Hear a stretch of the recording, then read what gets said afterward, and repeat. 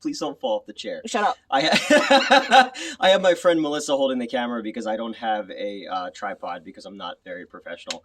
We just watched Encanto, and I cried, so it's a good thing it was dark in there and you didn't see that. And I just spilled water on myself. I'm batting a fucking 1,000. So we're here at my theater right now, and the last few days have been a snowy, icy mess, and I've been doing a lot of open to close shifts. And this is interesting. I don't usually have somebody in front of me while I'm doing this. This is fun. Chime in. You tried the girl in the onesie. Yeah, well, I was wearing what was I wearing? It's a red panda. A red panda onesie, Yep. and she's wearing a fox onesie now. No, it's the same thing. Same thing? All right, we're adults. We are well-adjusted 40-something-year-old adults. They cry at Disney movies. I used to, when we used to do the Pixar movies at the old theaters, I used to have to watch them by myself because I'd bawl my fucking eyes out. So I don't watch them. The old staff was like, oh, we want to watch WALL-E. I was like, well, I have to see it first, you know? So we're getting way off topic here. So I've always wanted to do a paranormal podcast. I don't know what I believe in. I want to believe, like, I think the world would be way fucking cooler if we found out tomorrow that, like, Bigfoot was real, you know, and, but, you know, the logical part of my brain says, like, no, you know, it's all bullshit. It's, you know, there's no such thing as ghosts and all that kind of stuff. But I've always been super interested in that kind of thing. And I've always wanted to do a story, like tell my movie theater stories. So I figured it's a spooky, scary night out. It's been cold as fuck the last few days. It reminds me of when I got stranded at my theater for 3 days by myself. And we had the worst fucking movies ever. It was the Jim from The Office Benghazi movie. And the one where Robert De Niro and High School Musical boy were together. Dirty Grandpa, is that what it was called? I don't remember. So we had the worst movies ever, and I was stranded there for 3 days. And when you're there in the middle of the night, it sounds fucking terrifying. And I saw some shit at that theater. But what I wanted to do was I wanted to, try my idea for a paranormal podcast with me just sitting in the theater now telling one of my first movie theater ghost stories. And to tell that story, we got to go back to 2006. I used to work at Regal. That's where I met Justin Silverman. I was his boss when I was at Regal. I used to drive him to comic book shows, and his dad used to be like, "You're not trying to fuck my son, are you?" I'm like, "No, I just like hanging out with this cool little fat kid. He's cool. Like, we go to comic book shows." He used to look like, Justin at that point looked like the lead singer of Harvey Danger. Do you remember the band Harvey Danger? No, the paranoia, everybody. I saw a video. Oh, all right, well. So that's what Justin looked like. So, they did a corporate restructure when they bought United Artists. And I got a pay cut and all this kind of stuff. And a new GM came in, and she wasn't really cool with people who weren't her people. She brought her own people in. And I got cancer. So I needed the money. So I left there and I went to take on a bunch of odd jobs. So I was working as a lot boy because of my boyish looks. A lot boy, like at a Dodge dealership. Like I was working like you moving cars and cleaning cars and putting license plates on shit. I hated it. Okay. I used to like spend time in the bathroom just like taking long shits just so I wouldn't have to be. I know you're turned on right now. I can tell. Just so I wouldn't have to be out there moving cars and shit. And on the weekends, I worked at a used record store. And then I had another job, and I don't remember what that was. But so at one point, I was checking Craigslist, and on Craigslist, there was an opening for an assistant manager at a movie theater in Pittman, New Jersey. And I had been at this theater once before because they used to do exploitation double and triple features there. And it was with the old ownership. And one night, they did Nightmare City and Zombie 2, Fulci Zombie 2. But the movies had to start late because the town is super religious and Passion of the Christ was out. I said if we showed up earlier, it would have been a zombie triple feature. But I didn't make that joke out loud because I was outnumbered in that very religious town. So I'd been there before, so I went and I interviewed with this guy, and he sort of looked like the Rat King from the Ninja Turtles cartoons.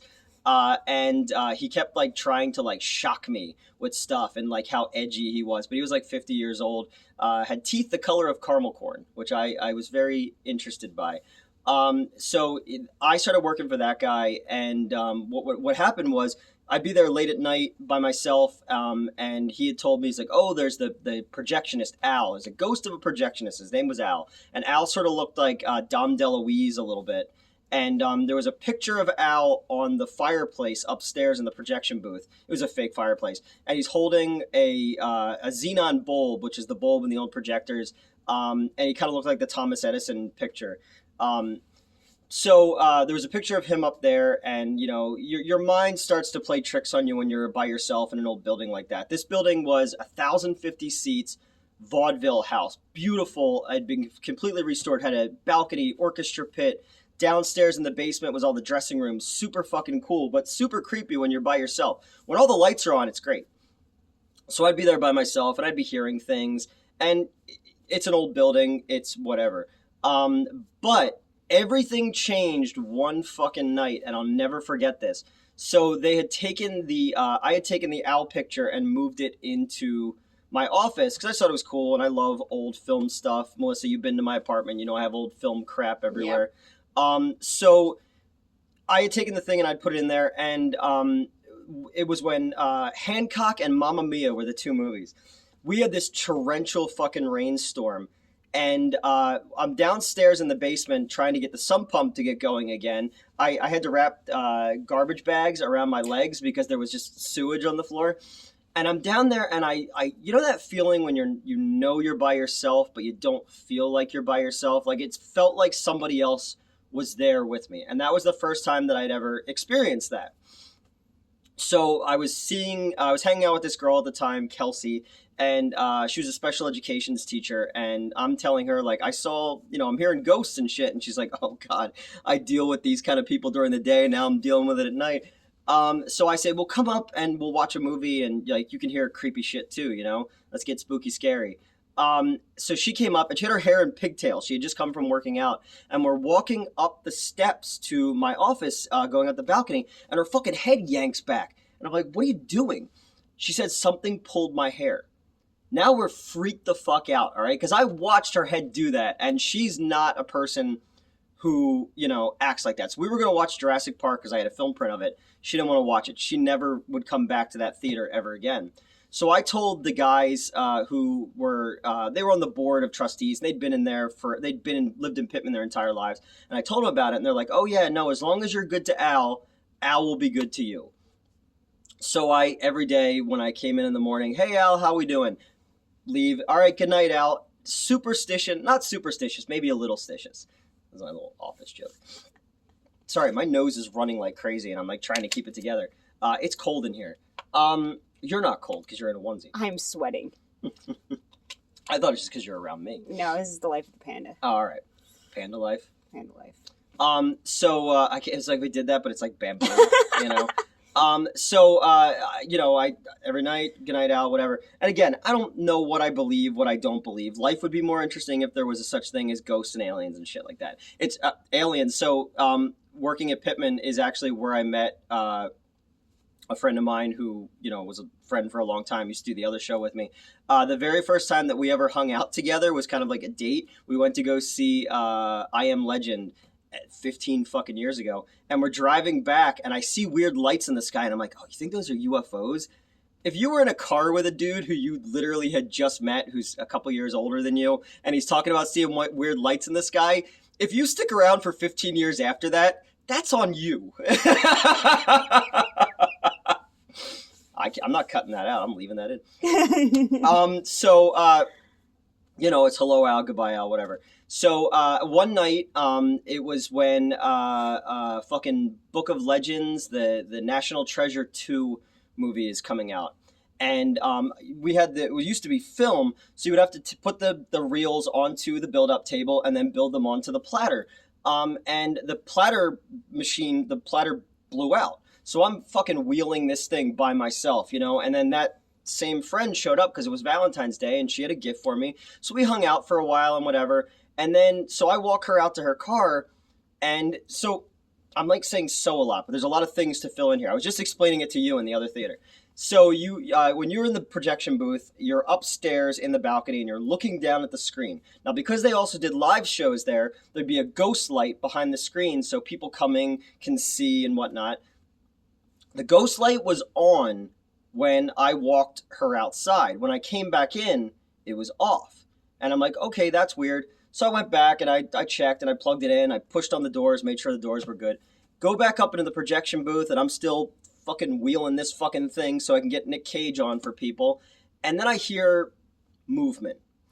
I'm not going to say it's feet, but there's something. So again, I go back out and I check. Now the thing about this theater was, there was many things about this theater. The old owners, they had a medical textbook company, and anybody who gave money to the thing, they just fucking handed out keys like they were, you know, at a key party in the 70s or whatever, you know, except I wasn't getting fucked. Well, pay-wise. So there used to be times where I'd be sitting on the floor in my office counting the safe, and just a fucking person would be standing there. I'm like, oh, hey Rando, how we doing? If you're gonna kill me, make it quick, you know? So I go looking to make sure there's nobody in there, and I go downstairs and all this kind of stuff. Come back around, fucking ghost light is out again.